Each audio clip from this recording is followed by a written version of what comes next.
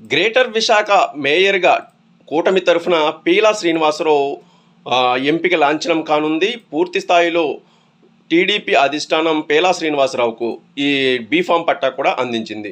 మేయర్గా టీడీపీ తరఫున విశాఖ మేయర్ పీఠాన్ని అధిష్ఠించనున్న రెండవ వ్యక్తిగా పీలా శ్రీనివాసరావు అయితే రికార్డులకు ఎక్కనున్నారు. 1987 నుంచి 1992 వరకు టీడీపీ తరఫున విశాఖ మేయర్గా సుబ్బారావు గారు పనిచేశారు. దాని తర్వాత పీలా శ్రీనివాసరావు గారు రెండో వ్యక్తిగా కానున్నారు.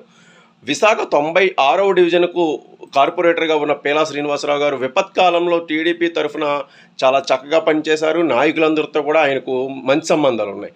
సో అందరితో చాలా సౌమ్యుడిగా, అలాగే పార్టీ నిర్ణయాలను తూచ తప్పకుండా పాటిస్తారు అన్న పేరున్న పీలా శ్రీనివాసరావును టీడీపీ అధిష్టానం ఎంపిక చేసింది. ఆయన ఎన్నిక పూర్తి స్థాయిలో లాంఛనం అయితే కానుంది. దీంతోపాటు ఉప మేయర్ని కూడా ఎన్నిక కావాల్సి ఉంది.